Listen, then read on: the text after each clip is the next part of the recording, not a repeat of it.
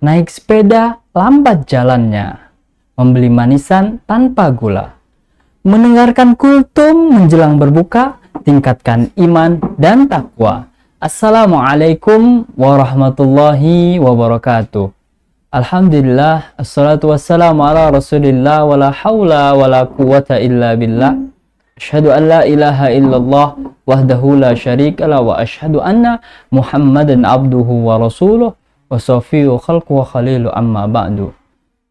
Puji syukur kehadirat Allah Subhanahu wa taala yang senantiasa memberikan limpahan karunia serta nikmatnya kepada kita semua, sehingga kita bisa menikmati keindahan bulan suci Ramadan dalam keadaan sehat walafiat.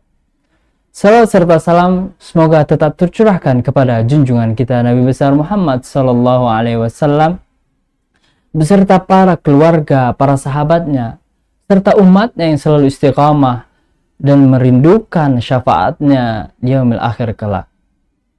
Pada kesempatan kali ini, marilah kita izinkan saya untuk sama-sama mengingatkan, sama-sama berpesan sebagaimana pesan di dalam Al-Quran, wa tawassaw bil haqqi wa tawassaw bis sabr. Saling mengingatkanlah kalian dalam kebaikan dan saling mengingatkanlah kalian dalam kesabaran.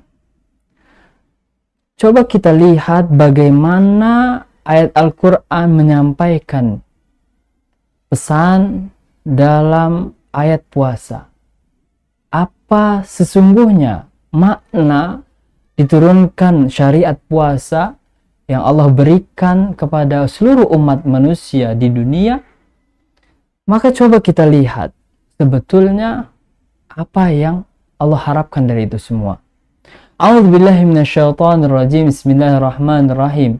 Ya ayyuhalladzina amanu kutiba alaikumus syiyam kama kutiba alal ladzina min qablikum la'allakum tattaqun.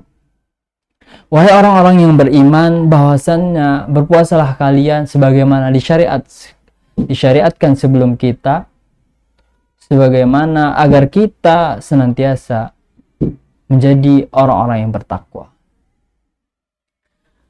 Kata penghujung terakhir yang dipesankan oleh Allah Subhanahu wa taala, yang dimaknakan untuk tujuan pada hakikat puasa ini, yaitu adalah ketakwaan. Ada apa sebetulnya dengan ketakwaan? Apa rahasia yang Allah pesan dari kata-kata takwa ini? Kalau kita melihat dalam kehidupan sosial, dalam kehidupan hubungan kita antara manusia dan kepada Allah, semuanya bermodalkan dengan iman. Karena dengan keimanan kita akan tumbuh dengan kebaikan. Kita akan selalu berbuat baik. Kita akan selalu merindukan hal-hal yang positif. Kita akan selalu bertukar sapa dan membicarakan hal-hal yang membahagiakan. Apa makna iman yang dimaksud oleh para ulama? Kalau kita melihat bahwasannya di dalam surah Al-Hujurat dijelaskan, ya, ada rombongan Arab Badui menemui Rasulullah SAW, mengatakan, qalatil a'rabu amanna. Wahai Rasulullah, kami mengakui, kami beriman kepada engkau dan Nabi Muhammad SAW. Kemudian Allah memerintahkan Nabi Muhammad untuk menjawab jawaban orang-orang Arab Badui ini. Qalatil a'rabu amanna kullam tu'minu walakin qulu aslamna. Wahai Arab Badui, kalian belum beriman, akan tetapi kalian telah tunduk. Ada sedikit perbedaan antara Islam dan iman.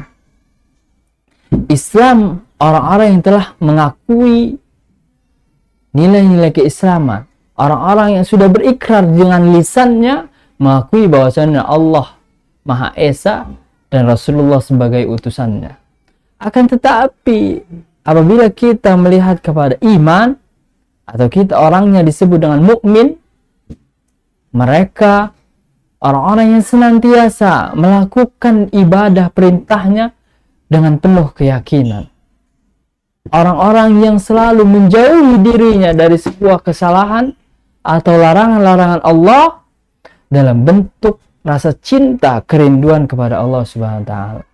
Menjadikan contoh, menjadikan Rasulullah SAW sebagai contoh, sebagai suri tauladan yang terbaik. Maka di dalam bulan suci Ramadan ini kita diberikan kesempatan oleh Allah untuk senantiasa memupuk keimanan kita, mengaitkan diri kita, mengaitkan seluruh panca indera yang Allah berikan agar senantiasa terpaut kepada Allah SWT, agar senantiasa mengingat kepada Allah SWT, agar senantiasa seluruh tubuh kita memenuhi kerinduan akan perjumpaan Allah Subhanahu wa taala. Kalau kita lihat sebagai seorang muslim, menunaikan kewajiban, menunaikan perintahnya, mungkin sekedar melaksanakan kewajiban atau menggugurkan kewajiban agar ia tidak diberikan siksanya Allah Subhanahu wa taala. Akan tetapi berbeda dengan mukmin. Ketika waktu sholat akan tiba, ia akan menantikan waktu sholat itu. Kenapa? Karena waktu sholat adalah waktu terindah untuk berjumpa kepada Tuhannya, untuk berinteraksi kepada Tuhannya, untuk mengaitkan seluruh masalahnya, menyerahkan kepada Allah Subhanahu wa taala.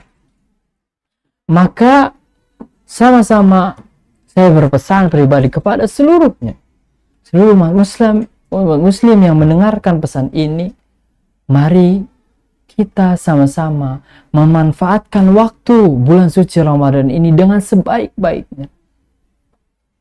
Detik demi detik, menit berganti menit, jam berganti waktu.